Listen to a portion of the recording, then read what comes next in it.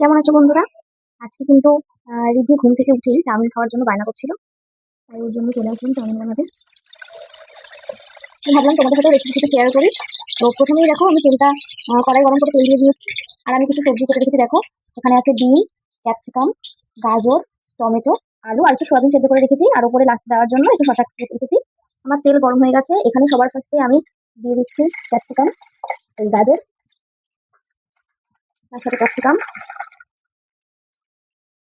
আলু আর তার সাথে আমি কিছু বিনস কেটে রেখেছিলাম কিছু কিছু করে। সেই বিনস গুলো দিয়েছি। আমার ছেলে রিদ্ধি তো সব রকম সবজি খায়। তাই আমি সব যতটা মোটামুটি ঘরে থাকে আমি সবগুলোই দিই। তোমরা তোমাদের পছন্দ অনুযায়ী সবজি দিতে পারো। আমি এখানে পেঁয়াজ দিই, নিরামিষ ভাবে রান্না করেছি।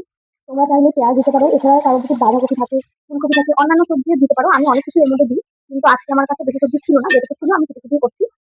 তো আমি এগুলো একটু নাড়িয়ে নিচ্ছি, যেহেতু গাজর আলু এগুলো ভাজতে একটু সময় লাগে। তাই আমি এগুলো আগে দিয়ে নিলাম। তারপর আস্তে আস্তে রান্না করে দিলাম। তোমরা তোমাদের যে যেরকম সবজি খাও, তোমরা যদি চাও আলু দিয়েও শুধু রান্না করতে পারো।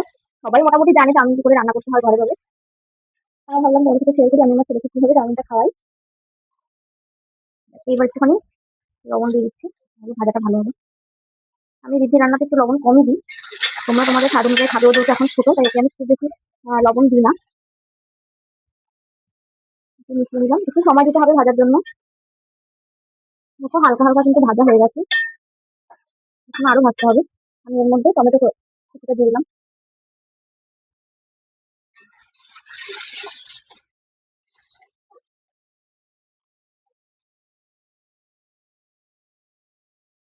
আমার বাড়িতে চিকেন টিকেন থাকলে চিকেন পনির এই সমস্ত কিছু থাকে আমি চাউমিনে সেগুলোও দিই।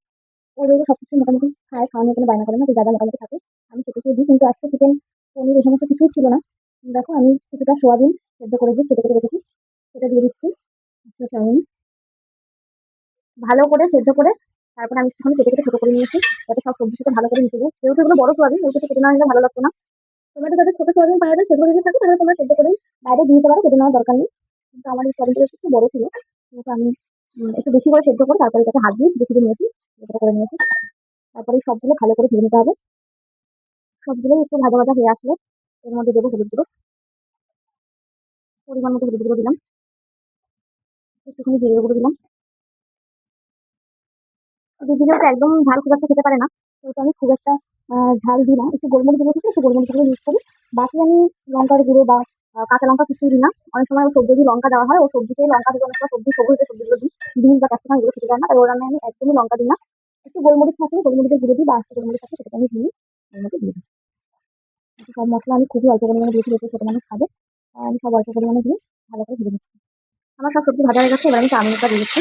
চাউমিনটা আমি আগে থেকে সেদ্ধ করে রেখেছিলাম, সব চাউমিন দিয়ে দিয়েছি। এবার আমি ভালো করে সবগুলো মিশিয়ে দিই।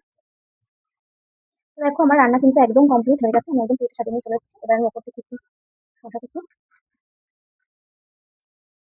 অল্প একটু চানাচুর দিয়ে দিলাম। বাদাম থাকবে কিন্তু আজকে বাদাম ছিল না, তাই চানাচুর দিলাম।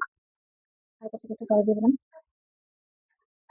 তো বেশ আমার চাউমিন রেডি। রান্নাটা তোমাদের কেমন লাগলো অবশ্যই জানিও। আর যদি তোমরা আরো অন্যান্য রিভিউর জন্য আমি কি খাবার বানাই বা স্কুলে কি টিফিন দিই সেই ভিডিওগুলো যদি তোমরা জানতে দেখতে চাও, যে আমি কিভাবে রিভিউর জন্য খাবার রেডি করি, তাহলে অবশ্যই কমেন্টে জানিও। তাহলে আমি এরপর থেকে আরো ওর জন্য রেডি করার খাবারের ভিডিওগুলো তোমার সাথে শেয়ার করবো।